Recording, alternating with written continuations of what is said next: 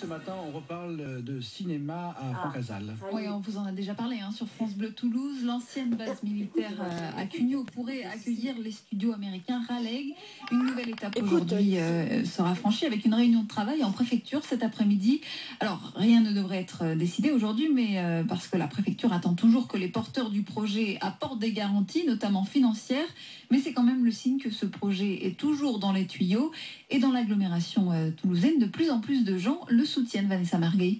Oui, à quelques pas de la base Francazal, à Cugnot, ce projet de cinéma est très bien accueilli par les riverains, comme Jackie. Ce serait une bonne opportunité. On préfère ça que les avions. Les avions, c'est vrai que c'est ennuyeux, surtout qu'on est placé un peu en fin de piste, et donc on préfère ça. Le collectif Francazal, qui s'est créé pour veiller à ce que les avions militaires ne soient pas remplacés par des avions d'affaires, a tout de suite soutenu le projet de cinéma.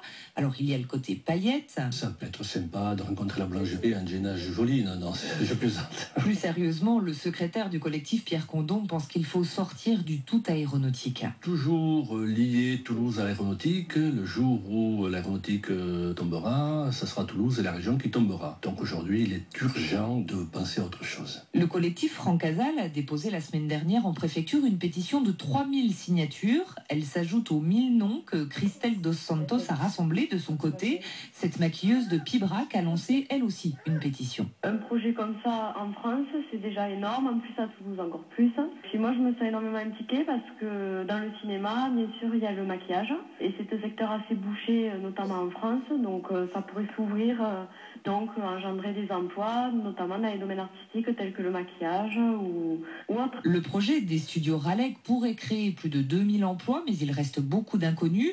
La préfecture veut que les studios cohabitent avec des activités aéronautiques. Est-ce possible? L'État veut aussi des garanties, notamment financières, et ceux qui ont signé une pétition restent prudents, comme Jean-Pierre. Il y a la politique derrière, alors est-ce que ça va passer? Le préfet, tout ça, c'est pas trop. Et même du côté du collectif Francazal, Pierre Condon se pose des questions. On pourra y croire le jour où les patrons de Raleigh Studio viendront à Cugnot et rencontreront la préfecture pour réellement présenter leur projet. Ils devaient venir le 29 juillet, ils ne viennent plus. On a appris qu'ils viendraient ou fin août ou début septembre. Attendons de voir pour y croire. Mais il veut y croire, lui et tous ceux qui ont signé une pétition.